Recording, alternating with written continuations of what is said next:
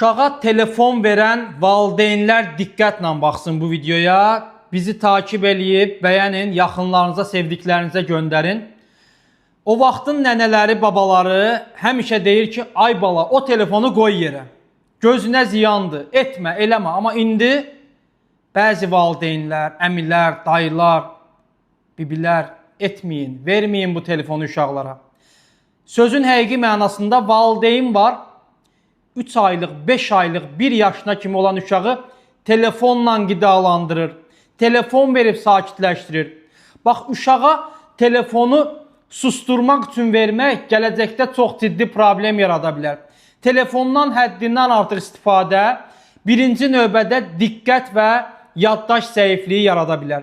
Yuxu rejimini poza bilər. Tanış gəldi elə. Göz yorğunluğu yarada bilər. Hərəkəti azaltdığı üçün artıq çəki riskini artıra bilər.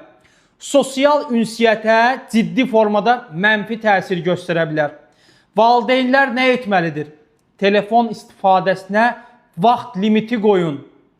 Yatmazdan 1 saat əvvəl telefonu yığışdırın. Uşağı açıq havada və oyun idmana təşviq edin. Hörmətli valideynlər, unutmayın.